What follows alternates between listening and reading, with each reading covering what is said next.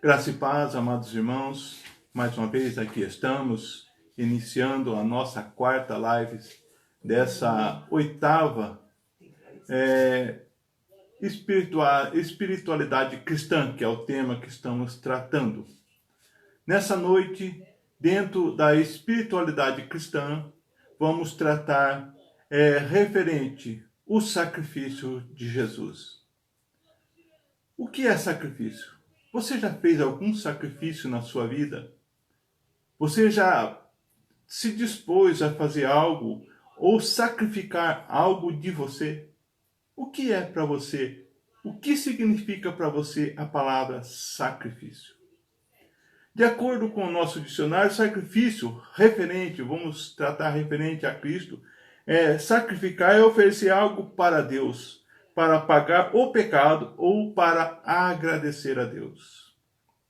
Nós temos sacrificado alguma coisa de nós para Deus? Temos disponibilizado alguma coisa de nós para agradecer a Deus pelos feitos dele em nossas vidas? Pelo que ele tem feito a cada dia de nossa vida? Hoje mesmo. O que demos para nosso Deus para agradecer a Ele pelo que Ele fez por nós? Nos levantamos, estamos aqui nessa noite, um pouquinho frio, estamos nos nossos lares, no aconchego. Agradecemos a Deus pelo que tem feito em nossa vida. Mesmo nas adversidades, Ele tem nos sustentado com vida. O tema de hoje, espiritualidade cristã. Vamos tratar sobre o sacrifício de Jesus. Qual é o significado do sacrifício de Jesus? O que é o sacrifício de Jesus? É simplesmente uma coisa muito potente. Jesus veio para dar a si próprio como um sacrifício para todos os povos. Jesus veio para dar a si próprio. Ele deu a si. Ele se entregou para se sacrificar no meu e no seu lugar. Será que temos noção do que é isso para nós? O que significa para nós isso, o sacrifício de Jesus na cruz do Calvário? Porque a sua morte é tão importante e merece tanto ênfase. Será que nós damos ênfase à morte de Jesus por sacrifício por mim, pelo que ele tem feito para mim? Esta é uma pergunta que vale a pena considerar. Pensar, parar para pensar. O sacrifício de Jesus na cruz do Calvário. Espiritualidade cristã. O que é a espiritualidade? É a consciência, é a minha consciência cristã, a minha adoração, a minha intuição, é o meu modo de pensar no que Cristo está fazendo por mim, para a minha família, para o meu lar, para tudo aquilo que eu sozinho não vou conseguir fazer. Eu necessito que Cristo faça algo por mim. Lila, boa noite, tá, minha querida? Estou te vendo aqui. Seja bem-vinda, que Deus abençoe a sua vida. Tá muito frio aí em Curitiba, porque aqui tá friozinho, tá? Deus abençoe você, a toda a sua casa, tá bom, meu amigo? Deus abençoe grandemente sua vida, minha sobrinha amada. A Bíblia declara algo semelhante a uma lei ao dizer que porque o salário do pecado é a morte. Lá em Romanos 6, 23. O salário do pecado é a morte. A morte quer dizer, literalmente, a separação. Morte, separação. Quando a alma se separa do corpo, morremos fisicamente. De forma semelhante, estamos separados de Deus espiritualmente, pelo nosso pecado. Nós estamos separados de Deus espiritualmente. Aí entra Jesus, com seu amor soberano, o seu amor supremo, o seu grandioso amor por nós, por cada dia de nossa vida, por cada erro nosso. Amor por nós, pelos nossos erros. E se sacrificou, se entregou pela morte de cruz, por causa de mim, por causa da minha atitude, dos meus erros, dos meus pecados. Estamos separados de Deus por causa dos nossos pecados. A nossa separação é como um abismo entre dois penhascos.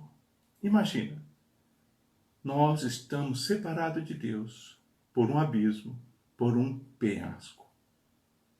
Você já pôde se deparar por um penhasco? Você já esteve na beira de um barranco, olhado para baixo, visto aquele mundaréu de coisa que você não tem noção da fundura? Assim, é a nossa separação, é o nosso pecado que nos separa da presença de Cristo. Pecado, atitude errada.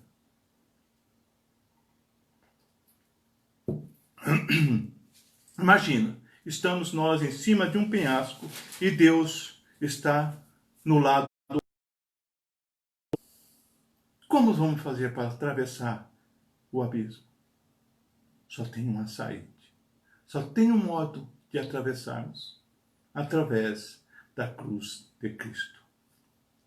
Estamos separados de Deus por este abismo sem fundo. O fundo é o pecado. Ele tem um poder dilacerador na nossa vida, o pecado. Ele faz um estrago tremendo na minha e na sua vida. Vamos fazer uma comparação. Como um ramo cortado da árvore morre, também estamos cortados de nosso Deus, espiritualmente estamos mortos. Esta separação causa vergonha e receio. Vergonha e receio. Por isso, naturalmente, tentamos construir pontes para sair do nosso lado, ou seja, da morte, sair da morte espiritual e chegar ao lado onde está Deus. Imagina você, de um lado da ribanceira e do outro lado Deus. E de repente, alguém se propõe a te dar uma passagem, fazer uma ponte com toda a segurança para você atravessar. Tentamos isso de muitas maneiras diferentes. Muitas das vezes nós vamos à igreja, ou ao templo, ou à mesquita, sendo religioso, sendo bonzinho, meditando, tentando ser mais atencioso, orando, muitas das vezes orando. Muitas outras coisas nós fazemos, praticamos, para que possamos alcançar o outro lado do abismo. Ser bom é uma obrigação de todos. Ser honesto é um dever de todos. Esta lista de atos para ganhar mérito é muito comprida para alguns de nós. E cumpri-la é complicado. Muito complicado. Põe complicação nisso. Como é difícil. Mas sempre tem um jeito. O sangue de Jesus. O sangue redentor. Bons esforços para, apesar de úteis, não pode criar uma ponte entre nós e Deus. Novamente. Bons esforços, apesar de útil. É bom se esforçar. Não pode criar uma ponte entre mim e Deus.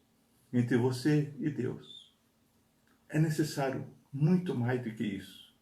O problema é que os nossos esforços, méritos, sacrifício, prática, ascéticas e etc., não levam a Deus. Embora não sejamos coisas más, são insuficientes porque o pagamento necessário pelos nossos pecados é a morte. Nossos pecados é pago pela morte de Cristo Jesus na cruz, para remir os meus pecados, para pagar os meus pecados. Os nossos esforços são como uma ponte que tenta atravessar o abismo entre nós e Deus, mas no fim não é capaz de alcançar a Deus. Sozinho não alcançamos a Deus. É impossível nós alcançar, sabe por quê? Somos fracos. Nós não teremos força para alcançar, porque o pecado nos separou. E Jesus é essa ponte. As nossas boas ações não resolvem os nossos problemas. É como tentar curar um câncer fazendo uma dieta vegetariana.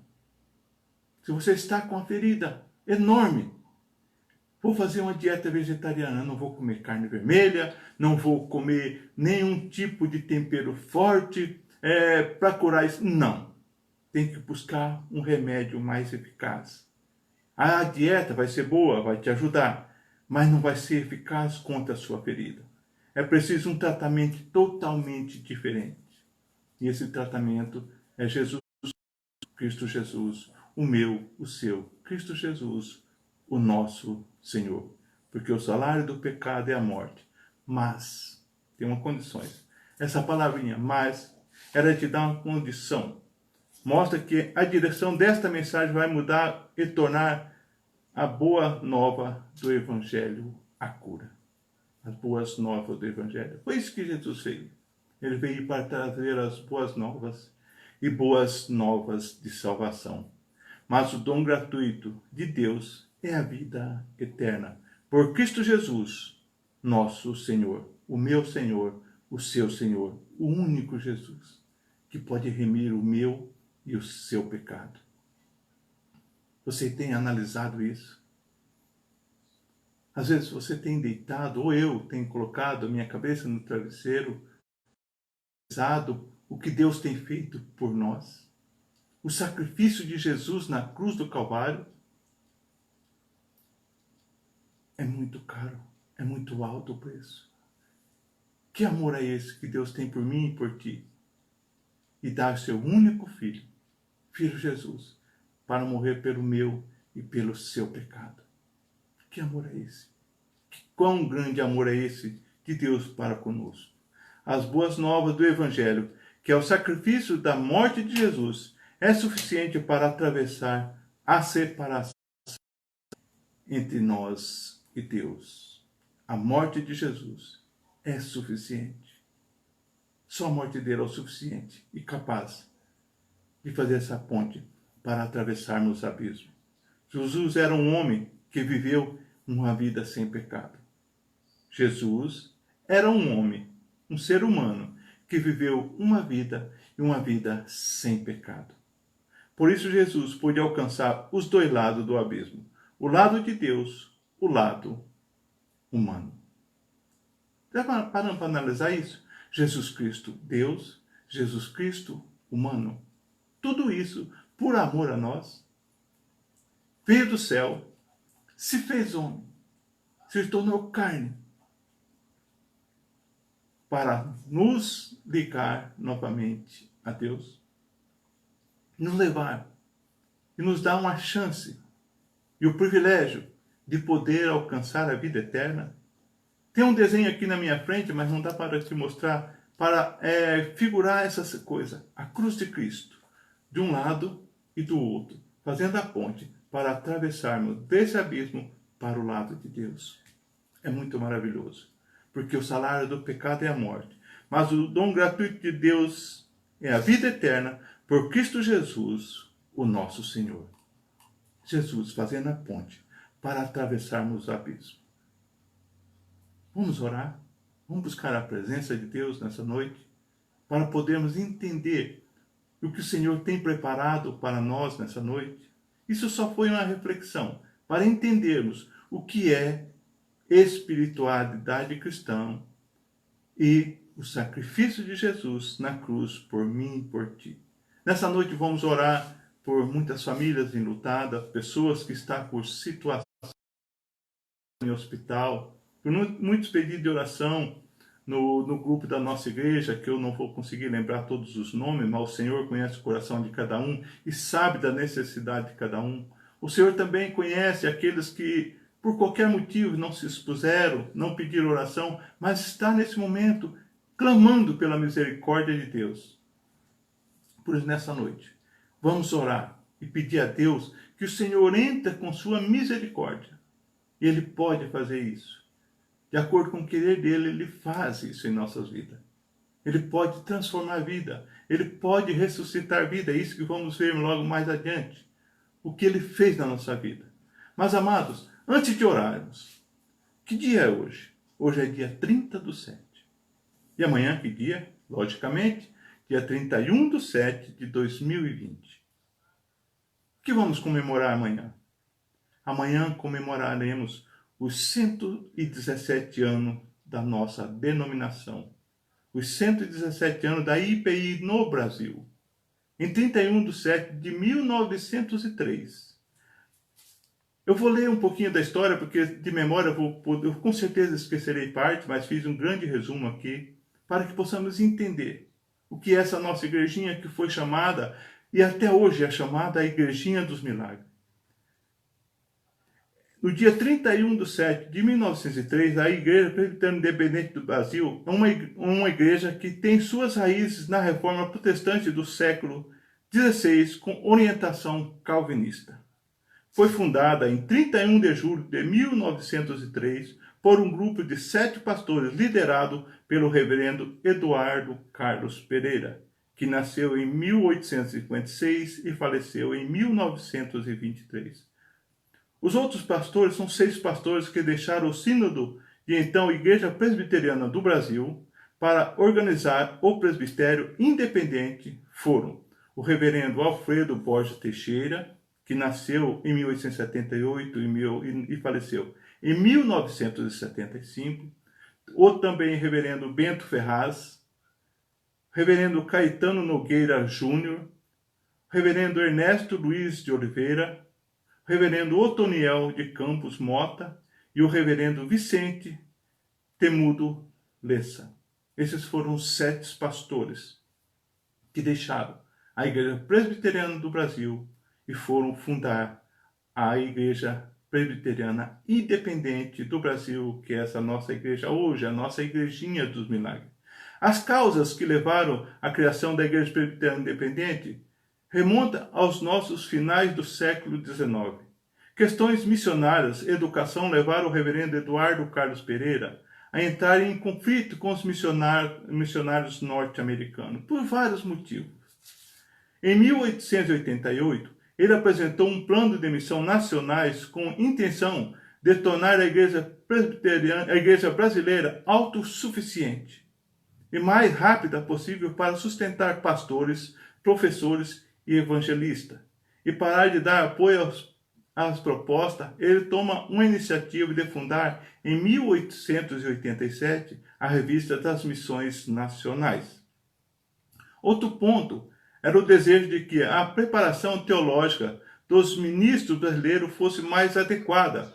Isso por meio de uma instituição regular e não num sistema de tutoria, e que vinha sendo reclamado desde 1875. O grupo eduardista também reagia diretamente às políticas dos missionários em relações à evangelização indireta das crianças através do Mackenzie College naquela época. Hoje, atualmente, é uma renomada Universidade Presbiteriana Mackenzie, que é da Presbiteriana do Universidade. Se não for a melhor, é uma das melhores. Isso temos que conformar e saber que é realmente, porque é uma instituição feita pela obra do Senhor.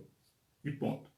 Primeiro, a independência absoluta ou soberana espiritual da Igreja Presbiteriana do Brasil. Segundo, desligamento dos missionários estrangeiros dos presbitérios nacionais. Terceiro, declaração oficial da incompatibilidade da maçonaria, que foi uma das questões, como o Evangelho do nosso Senhor Jesus Cristo.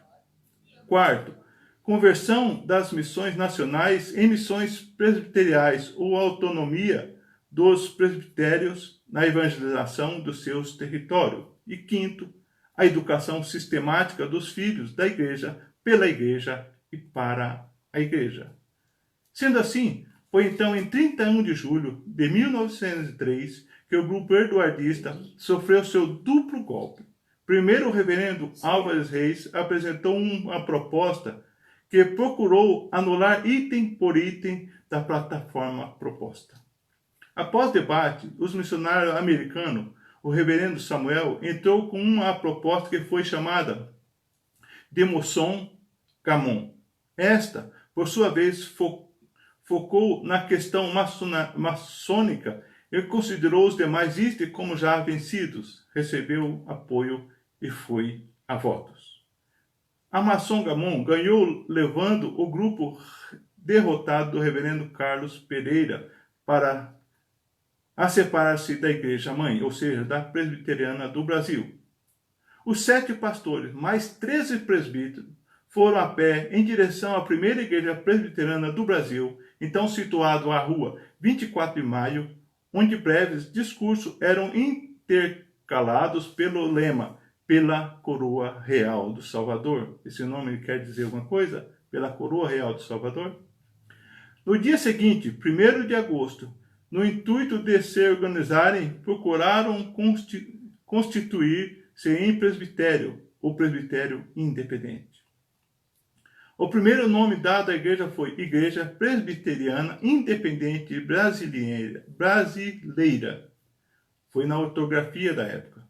E assim foi organizada a igreja que hoje é habitualmente chamada de IPI do Brasil. Uma igreja que surgiu com a independente e brasileira. Essa igreja que você ama e que você congrega. Em seus primeiros 5 meses, a igreja contava com 2.500 membros. Nos seus 5 meses, 2.500 membros, comungante. Em 1907, com 50 igrejas, contava com 4.224 membros comungantes. Em 1908, foi instalado o seu sínodo, inicialmente com 3 presbitérios.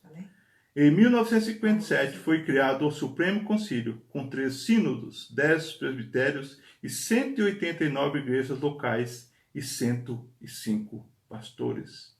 Deus tocando nos corações e fazendo a igreja crescer. O Estandarte é até hoje o jornal oficial da nossa igreja. Quem não conhece, busca lá no portal da nossa igreja que tem o Estandarte, para você ver as histórias da nossa igreja. O estabelecimento de um seminário para a formação de seus pastores foi gradualmente e passou por várias etapas, mas ocorreu. Hoje é a FATIP. Atualmente a formação pastoral é efetuada na Faculdade de Teologia da Igreja Presbiteriana Independente do Brasil, hoje chamada FATIP, situada na cidade de São Paulo, na rua Genebra. Em 2018, tínhamos 545 igrejas e congregações e 95.848 membros comungantes. Essa é a nossa história. E você faz parte dessa história. Por isso te convido a orar ao Senhor, para que o Senhor venha nos dar vida, dar sabedoria, mesmo no meio dessa pandemia, prosseguir avante. Pela coroa real do Salvador. Oremos. Nosso Deus amado, Pai querido, aqui estamos nessa noite, ó Senhor, trazendo um pouquinho da nossa história, Senhor, para esses amados que estão do outro lado dessa telinha, Senhor, entender, Senhor, o seu querer nas nossas vidas, Senhor. Venha se fazer presente nas nossas igrejas, onde quer que esteja, Senhor. Desde um lugar mais fácil acesso, Senhor. Como nós aqui podemos acessar a nossa igreja aqui no Oliveira com facilidade. Como aqueles amados que estão em locais remotos, Senhor, desse Brasil, Senhor. Que lá tenha uma IPI, Senhor. Que a sua palavra seja proclamada. Venha proclamar o seu santo evangelho, Senhor. Seja, Senhor, com cada família, Senhor, que pediu oração no nosso, Senhor, no nosso aplicativo nesse dia, nesses dias que passaram, Senhor. Vá ao encontro de cada um, acalentando o coração de cada um, Senhor. Por aqueles, ó Deus, que estão necessitando de um milagre, Senhor. Venha fazer um milagre, Senhor. Aqueles, ó Deus, familiares que tu, ó Deus, levou um ente querido para a tua glória, Senhor. Conforte o coração de cada um, Senhor. Seja com aqueles que estão enfermos também, ó Deus. Vá ao encontro de cada um, Senhor. Faça a sua obra conforme o teu querer, a tua vontade, ó Senhor. Seja com a minha família. Seja com a família IPI Jardim das Oliveiras. Seja com cada família que está nos ouvindo nessa noite, ó Senhor. Faça, Senhor, a sua vontade, ó Senhor. Faça um milagre na vida de cada um, Senhor. Restabeleça a saúde daqueles que estão enfermos na carne e no espírito, Senhor. Renova as nossas vidas. Dá-nos força e sabedoria para prosseguirmos sempre avante no caminho que é Jesus Cristo, Senhor. Dá-nos o perdão para os nossos pecados, ó Pai. E aumente, ó Deus, a cada dia mais a nossa fé em Ti. É isso que rogamos no nome santo de Cristo Jesus, o nosso Senhor. Amém. Você crê na palavra do Senhor? Você que está me ouvindo e me vindo nessa noite, você crê que o Senhor pode fazer um milagre na minha e na sua vida? Você crê que o Senhor tem um propósito para mim e para ti? Então vamos meditar um pouquinho na palavra do Senhor. Vamos meditar um pouquinho em 2 milagres. Quantos milagres Jesus fez? No livro da Bíblia não há não tem condições de escrever todos os milagres que Jesus fez. Quais e quantos? Não temos como saber. Hoje teremos 2 textos básicos e vamos navegar pela palavra do Senhor, que se encontra lá no livro de Lucas. Primeiramente, vamos lá ver no trecho da palavra do Senhor que se encontra em Lucas 8, 43 e 48. 43 ao 48. Pegue sua Bíblia.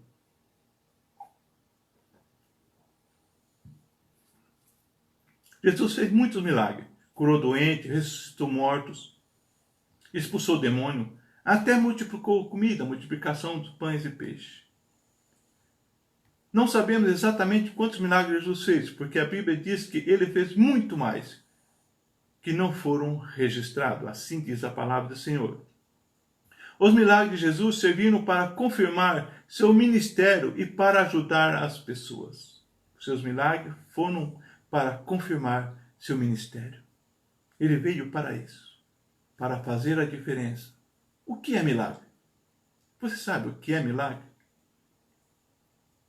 Milagre nada mais é de Deus, Cristo Jesus, agindo na minha vida e na sua vida, fazendo na minha e na sua vida aquilo que não é mais possível nem para mim, nem para você realizar. Aí Jesus entra e faz o milagre acontecer. Então vamos meditar nessa noite. Vamos analisar assim, milagres de Jesus. Jesus fazendo para mim e para ti aquilo que não podemos fazer. Jesus não fazia milagres só para mostrar seu poder, nem para se exibir. Cada milagre tinha um propósito especial, uma lição, uma ajuda, uma salvação. Salvar. É para isso que Jesus veio, para salvar. Além dos milagres estado abaixo, Jesus realizou vários outros milagres que não foram registrados na Bíblia. Somente conhecemos os milagres mais relevantes do seu ministério, como diz lá em João 20, 30 e 31. Jesus, pois assim está escrito na palavra do Senhor, Jesus, pois, operou também em presença de seus discípulos muitos outros sinais que não estão escritos nesse livro, que é a palavra de Deus. Estes, porém, foram escritos, esses milagres, foram escritos para que creiais que Jesus Cristo, o Filho de Deus, é para que, crendo, tenhais vida em seu nome. Novamente, versículo 31. Estes, porém, foram escritos para que creiais que Jesus Cristo, que Jesus é o Cristo, porque naqueles tempos, Jesus era um nome comum. Então, Jesus Cristo é o nosso Salvador, o Filho de Deus, e para que, crendo, tenhais vida em seu nome. Vamos ver aqui o que está lá no livro de Lucas 8, 43 a 48. Milagres da cura e ressurreição. Durante seu ministério, Jesus curou muitos doentes. Multidões traziam seus doentes para serem curados por Jesus, que registra em Lucas 4, 40. Assim diz, quando o sol estava se pondo, trouxe-lhe todos os que estavam enfermos de várias doenças. Ele punha as mãos sobre cada um deles e curava. Colocava a mão e curava.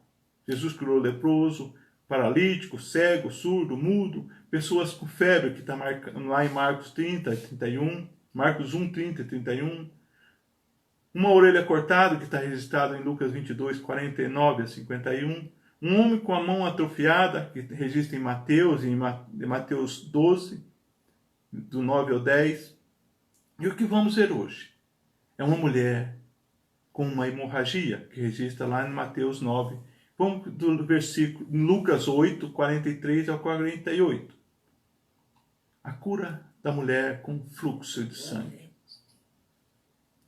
Vamos ler. É uma mulher que tinha um fluxo de sangue e havia 12 anos. E já tinha gastado todos os seus pertences com o médico e não pôde ser curada por nenhum. 44. Ela se aproximou de Jesus por detrás e tocou na borda da sua roupa. E logo o fluxo de sangue parou. E Jesus disse, quem me tocou? Imagina, amados. Vamos parar um pouquinho aqui para analisar. Naquela multidão, Jesus não estava ali para curar aquela mulher. Mas Jesus passou por aquele lugar. Não deixe Jesus passar por ti Não perca essa oportunidade de Jesus fazer uma cura na minha e na sua vida. Qual é a sua enfermidade? Quanto tempo você está enfermo espiritualmente? Quanto tempo você está enfermo fisicamente? Quanto tempo você ou eu estamos enfermos nos nossos pensamentos, nos nossos delitos, nos nossos pecados? E Jesus está passando. Se esforce. Toque nas vestes de Jesus. E Jesus perguntou: quem me tocou? E quando todos negavam, disse Pedro: mestre, a multidão te aperta e empurra. E tu pergunta: quem te tocou? Quando me tocou, tu, Senhor, tocas-te. Em vez disso, pergunta quem não te tocou em esta multidão. Quem te tocou? Jesus pergunta, indaga ali: quem me tocou? E Jesus disse: alguém me tocou, pois sei que poder saiu de mim. Alguém me tocou. Alguém precisava do poder de Jesus naquele momento e não perdeu a oportunidade. Tocou em Jesus para ser curado. Alguém me tocou. Sim, a multidão apinhada e pressionada com ele, e eles se acotovelaram contra ele, ou seja, se apertava aquela multidão. Não que estavam ali aquela multidão para ver as maravilhas de Jesus, mas eles iam porque Jesus fazia milagre, resolvia problema. Então estava aquela multidão vendo Jesus, apreciando Jesus, não por Jesus, mas pelos seus feitos. Versículo 47. Então a mulher, vendo que não podia se esconder, veio tremendo, prostrou-se diante dele e declarou-lhe diante de todo o povo a causa por que havia tocado e como logo havia sarado. Declarou antes de tudo, isto, apesar de ser uma grande provação para a modéstia, era exatamente o que Cristo queria para arrastá-la adiante. Era isto que queria Jesus. Ele sabia quem tocou, porque Jesus é Deus, ele tem a consciência, ele sabe de tudo. Mas ele quer ouvir a nossa voz. Ele quer ouvir nós falar, nós declarar. Você tem declarado Jesus como seu Senhor? Será que eu tenho declarado Jesus como meu Senhor? Será que eu tenho me esforçado para tocar nas vestes de Jesus e sarar das minhas feridas, da minha enfermidade, que há muito tempo me incomoda e tira a minha paz? Aquela mulher tinha uma enfermidade, uma hemorragia, um fluxo de sangue de mais de 12 anos. Você pode imaginar o que é isso? 12 anos sofria com aquela enfermidade e nenhum médico resolvia.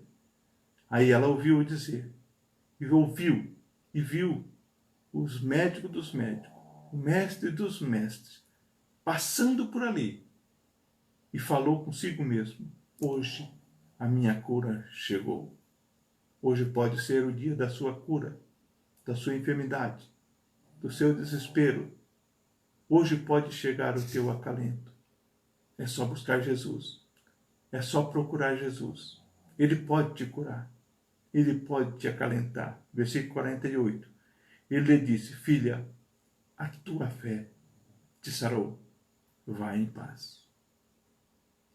A tua fé. O que é fé?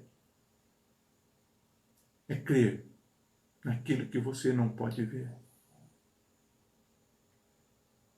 Porque a palavra de Deus diz que a fé é o firme fundamento daquilo que não se pode ver. Mas você pode sentir a cura de Jesus na sua vida. Você não pode ver Jesus, mas você pode sentir. Como? Buscando, se esforçando. Imagine para aquela mulher. Vários problemas. Vamos tentar entender, citar alguns. Primeiro, por ser mulher, ela não podia estar no meio daquele povo. Segundo, por estar com uma hemorragia, ela se tornava impura. Ela não podia estar ali. Terceiro, por ser mulher, enferma e debilitada, ela não teria força suficiente para romper aquela multidão e tocar em Jesus. Mas, como diz no versículo 48, a tua fé te sarou. A tua fé faz romper montanhas. A tua fé pode fazer romper montes que estão à sua frente, que parece impossível. Mas a palavra de Deus diz que para Deus não há nada impossível. E ela pensou que poderia ser curada sem que Jesus a percebesse. Ninguém pode tocar em Jesus sem que Jesus perceba. Você entendeu? Você está entendendo o que é estar buscando Jesus? É interessante notar que o milagre sobre a mulher do fluxo de sangue ocorreu quando Jesus estava indo realizar outro milagre. Ele não estava ali passando por aquela mulher.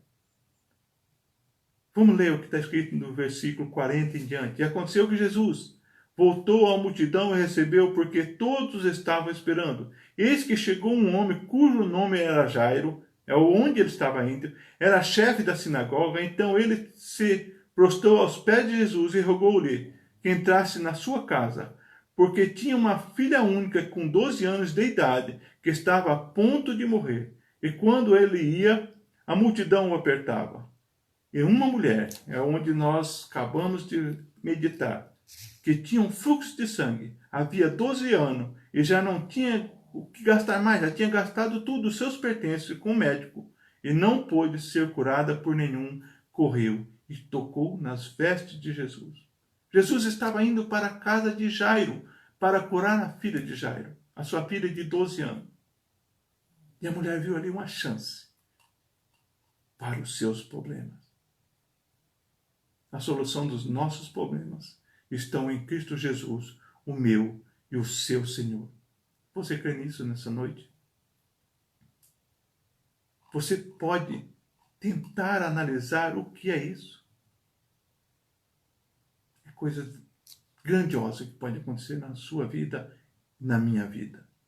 Outro trecho da palavra do Senhor que vamos meditar nessa noite é referente à filha de uma viúva, a viúva de uma cidadezinha por nome de Naim, que se encontra no mesmo livro de Lucas, no mesmo capítulo, só que do versículo 11 ao versículo 16. Vamos ler. E aconteceu pouco depois que Jesus ia a uma cidade chamada Naim, e com ele iam muitos dos seus discípulos e uma grande multidão, novamente multidão. Naim é uma pequena aldeia, não mencionada em outras partes da Bíblia, só foi a única vez que foi mencionada. Naim. As escrituras somente uma vez, visitada provavelmente por Jesus. Talvez foi a única vez que por ali Jesus estava passando. Naim, a viúva, com seu filho. E, no versículo 12. E quando chegou perto da porta da cidade, eis que levavam um defunto, filho único da sua mãe, que era viúva. E com ele ia a grande multidão da cidade. Porque naquele tempo não se podia sepultar dentro da cidade. Tinha que sair fora da cidade para sepultar os seus mortos.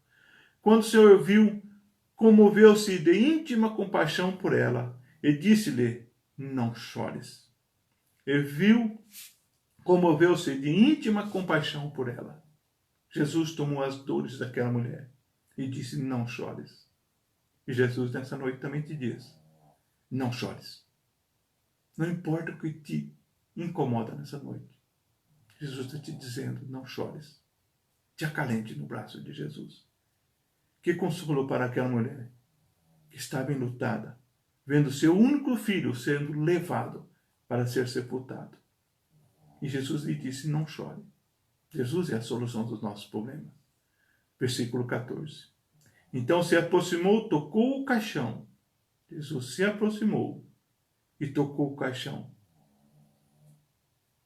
E disse, jovem, a ti eu digo, levanta-te.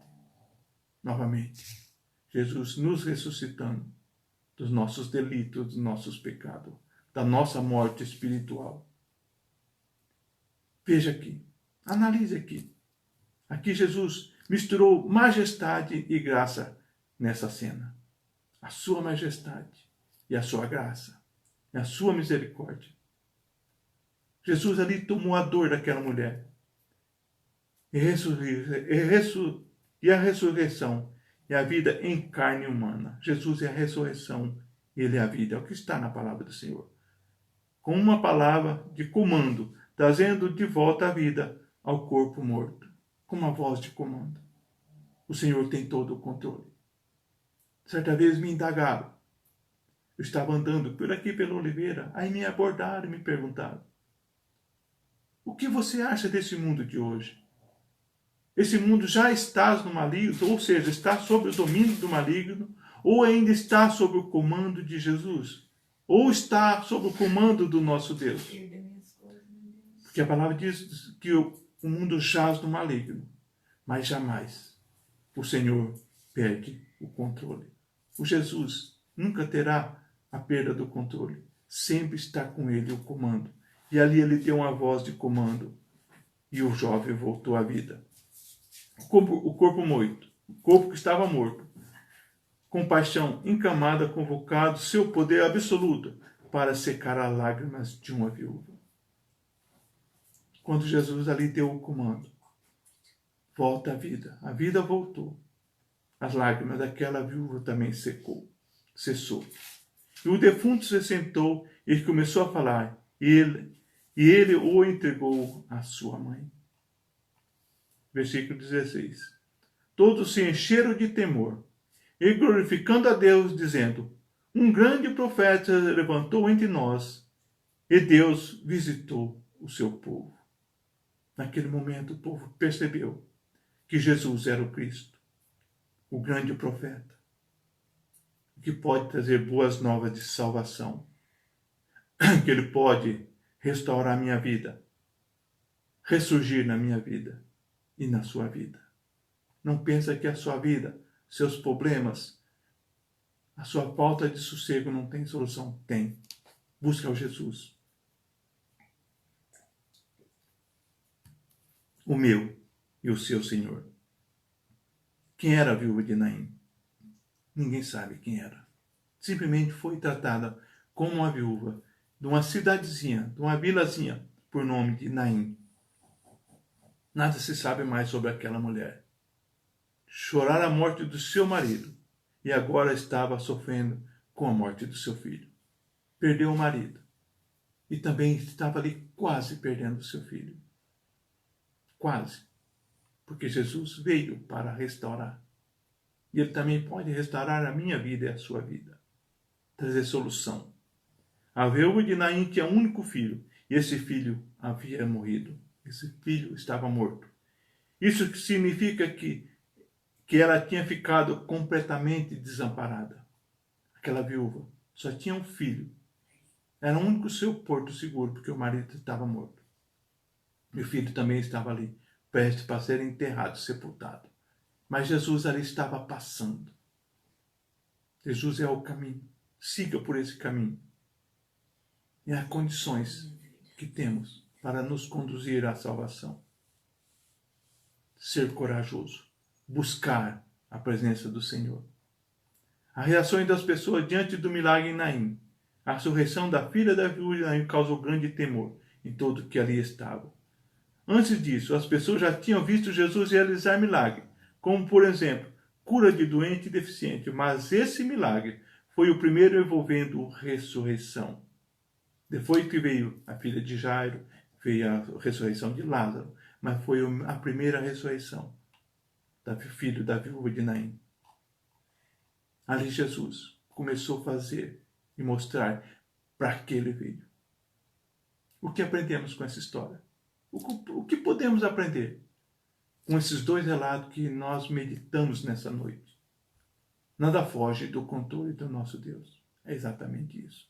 Nada foge do controle do nosso Deus. Foi o que eu acabei de falar sobre a pessoa que me abordou. Duas moças me perguntou. O mundo jaz no maligno? Eu disse já. Mas nada foge do controle do meu Deus. E a pessoa não pôde falar mais nada, porque sabia que eu estava correto, que eu tinha base para isso. Por mais que não entendamos alguma situação ou circunstância na nossa vida, tem um Deus que tem um propósito para todas as causas. Por mais que esteja confusa a minha e a sua cabeça, a minha e a sua mente, tem um Deus que tem o controle de tudo. Jesus estava entrando em Naim, juntamente no momento em que o cortejo fúnebre da filha da viúva estava saindo. Isso não foi mera coincidência, não foi por acaso. Não existe coincidência para Deus. Não existe coincidência para aqueles que creem em Cristo Jesus. Você crê no sangue redentor de Jesus Cristo? Então saiba que não existe coincidência. Tudo que acontece na sua vida tem um propósito. Tudo ocorre de acordo com o plano eterno, soberano e imutável de Deus. O meu Deus, o seu Deus, não muda. Ele é, sempre foi e sempre será o meu Deus. O Deus que tudo pode e tudo pode e faz na minha e na sua vida. Jesus simplesmente deu a única ordem e o jovem ressuscitou. Uma ordem, um comando. E não teve outra saída, a não ser a morte sair daquele jovem. E Jesus também pode tirar o que está morto na minha e na sua vida. Por isso te digo nessa noite, meu irmão, minha irmã, não esconda o que está em teu coração. Não esconda teus talentos. Não mate os teus talentos. Se disponha na obra do Senhor e faça aquilo que o Senhor requer de ti.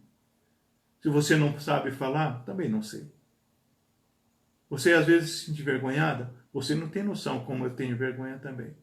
Mas é preciso fazer a obra do Senhor. O Senhor traz curas aos enfermos. É a palavra do Senhor que nos disse nessa noite. Ele traz vida nova para nós, para mim e para ti. Busca o Senhor enquanto pode achar e o invoca enquanto está perto. Você crê nos milagres do Senhor? Mas mesmo com toda a sua grandeza e majestade, ele se compadece de mim e de ti. Mesmo com toda a sua grandeza e majestade, ele tem compadecido de mim e de ti. Fecha seus olhos. Vamos orar novamente ao Senhor. Pai querido, obrigado, Senhor, por esses momentos que aprendemos, ó Deus, um pouco mais da sua santa e preciosa palavra, Senhor. Seja conosco nessa noite, Senhor. Dá-nos uma boa noite de descanso, ó Pai. Traz refrigério às nossas almas, Senhor. Traz refrigério ao nosso espírito de cristão, ó Senhor. Faça com que possamos, ó Deus, ter uma excelente noite, um amanhecer de sexta-feira de paz e alegria para mim, para cada um que nos ouve e nos assiste nessa noite, ó Deus. Pai querido, esses amados que estão nos ouvindo e nos assistindo nessa noite, não importa de qual igreja seja, Senhor, mas se diante do teu cavalo ele está, porque ama e obedece a tua voz, o teu comando, Senhor. Perdoa, Senhor, nosso pecado. E aumente, ó Deus, cada dia mais a nossa fé em ti. É isso que rogamos no nome santo de Cristo Jesus, o nosso Senhor. Amém. Amados, mais uma vez chegamos ao final da nossa live dessa noite. Vamos buscar a presença do Senhor, o refrigério do Senhor nas nossas vidas e prosseguir no caminho que é Jesus Cristo. É o único que pode nos tirar de todo embaraço, de toda dificuldade. É a palavra do Senhor que nos exorta e nos garante. E a palavra do Senhor é fiel. Ela não falha. Ela não é ultrapassada. Ela não é passada. Ela é sempre atual. Observe que tudo que está na palavra do Senhor é o que ocorre. Nada foge do controle do Senhor. Amém? Feche seus olhos e receba a bênção.